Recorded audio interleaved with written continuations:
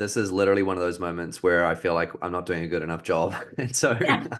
I'm listening to Nick. I interviewed him and I remember finishing that episode going, I'm not doing a good enough job. And now I'm listening to myself talking to him. It's like podcast inception and talking about listening to me talking to him. And I'm Yeah. thinking, I'm not doing a good enough job.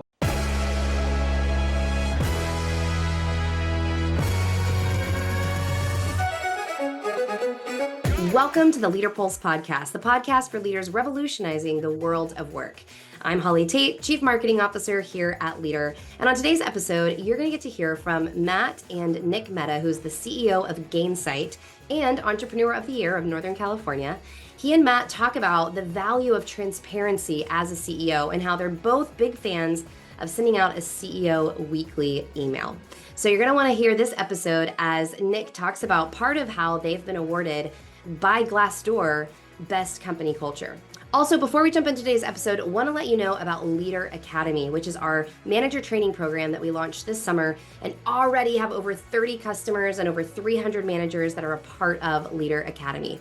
So check that out at leadr.com. And without further ado, here's today's episode with me, Matt, and Nick Mehta. All right, let's change gears a little bit to something that I think is quite unique to the way that you communicate internally with your staff. So let's talk about this concept of being a chief reminding officer. I hear you do a weekly newsletter to all of your team. So talk to me about why you do it, what's included in it. I've actually read one of them. It's a novel. It's crazy. So talk to me about how you do them. It is a novel. Yeah, I love that chief reminder officer term. I think there's a huge value, I mentioned the transparency, and also to the CEO having a connection with employees, even if I can't meet all of them. You know, we have more than 1,000 people, right? So it's a lot of people. A lot of them I never met. Some of them I'll never meet, right? And so what I do is every Sunday night, I send an email, and it's called, actually, it's cheesy, but metaphysical. So my last name is Mehta, M-E-H-T-A, metaphysical musings, and so I send this out every Sunday night. And it's always the same format, which is 3 things you need to know about the business. And typically that's like 3 things last week, a great customer meeting, a new strategy, a challenge in the business. It's not all positive. And then what is my plan for the coming week? So they can see transparently, I'm meeting these customers, I'm doing these events, et cetera.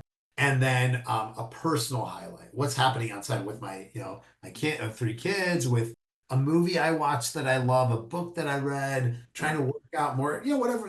I'm just a human, no better or worse than all the other people in our company, right? And so I write this every Sunday night. Now, the key is, I've run Gainsight 12 years, almost 12 years. And before that, I ran another company, 3-4 years. Before that, I was running a business within a larger company for about 4 years. For the last 20 years, I've sent that email every Sunday night, except a few times I was on vacation. So probably sent whatever the math is on there, like hundreds and hundreds and hundreds of those emails. And yeah, they take some time, but a few things happen. Number 1, team gets the transparency. Number 2, I get reflection opportunities. So every week I'm like, what did I do last week? Did I accomplish anything? And what am I? Cathartic almost, right? It's very cathartic. I'd highly recommend something like that. That's incredible. And do you get responses? Do people respond? Oh, totally. People respond. Really? It's not like Slack, because I send the email and it's, some people respond, some don't. But my guess, average 3-4 a week, but more if it's a big thing. And the part that stunned me, I love the personal anecdote. I thought that was really special. It's like, hey, I think you said, this was a few years ago, the one that I read, you said, I went out to friends for the first time in a while, who I hadn't seen in about a year. And I loved it, but I stayed up to 12 midnight and my body didn't love that. And I was just, that's so humanizing. Yeah, exactly. I can't do that anymore. But my favorite part of the email is you outlining your schedule. And you said, here's the customers I'm going to meet. And you listed them by name. And I think a week I think you were going to meet 23 customers. Is that real? Yeah, it is. I mean, I probably average, I love that. I love customers. I love talking to our employees. I like the human interaction. I probably meet average of 15 customers a week, or prospects, mix of the two. Yeah. Wow. And to the CEO out there, the leader out there that says, I don't have time for that, what do you say to them? I mean, I think everyone is different on where you spend your time. For me, and I think for a bunch of people, knowing the sentiment and what's on the minds of customers and employees, I don't know how you do your job. Now, other people probably can do their job in different ways, and more power to them. But I wouldn't be able to do my job. I also love it. It gives me energy. Like, the biggest thing I feel like for me as CEO is being able to lead and influence and impact human beings, both in our company and our customers. For me, it's the oxygen that keeps me That's going. awesome. Matt, you do something similar to this. You send out a weekly CEO email. Where did you get your inspiration for that, by the way? Beginning of last year, I wanted to set a challenge for myself, and I knew I didn't like writing. It's not I don't like it. It takes a lot of energy for me. And so someone suggested, well, the only way to get better at it is to write every week. And I said, well, yeah, right. I'm not going to do that. And they did me. They basically challenged me to start a newsletter. And then I think you might remember me talking about this. So I think I did 50 out of 52 weeks last year. And then as I got to the end of 2023, I was really looking forward to my last one because I really didn't want to do it anymore. And then when I posted my last one, I had this realization, I can't stop now. And so now it's just part of my weekly rhythms. But it has been cathartic. What I like about Nick's is how he breaks out his schedule. I think it's great self-accountability. I don't talk to 15 to 20 customers a week. So I know. I was trying to think, how many do you think you talk to? I was going to say on average, I would probably say like 5. I was going to say 5. I'm looking back at my calendar. This week was weird because we had the conference that we went to, but I would say 4 to 5 a week. So I'm doing 30% of what Nick does. That's not good enough. Yeah, I thought the same thing as he was talking. So that's a convicting moment. Yeah, we can definitely do better at that for I know. I mean, he's so right. How the heck are you expected to make the right decisions if you're not actually connected to what your customers are saying or what's happening in sales? So, and also like that sounds like a lot of time, but I don't know how he's doing. That'd be so interesting for him to share, like, what does that mean? But it could just be you putting, or me too, like putting on our calendar an hour a week where we just call like randomly, like, hey, this is Holly from Leadr, truly just calling to check. Like every week I set a time, an hour to call customers, just calling to see how you're doing, yeah. like how cool would that be? Well, I guess I'm thinking it would, like, I'm not saying that it would be cool for people to hear from me because I'm so cool. I'm saying that, like, the benefit for yourself.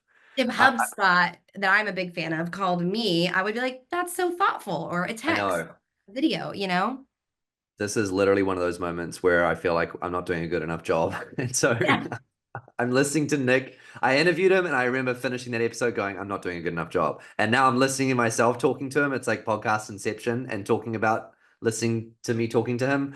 And I'm thinking, I'm not doing a good enough job. And so that already I've got a tip, a practical tip and takeaway, which is I just need to spend more time with customers and prospects. Yeah, absolutely. It's me too. I feel I'm the same way. I thought you were saying absolutely for me. So thank you for that. For both. I was like, geez, Ollie, passive aggressive.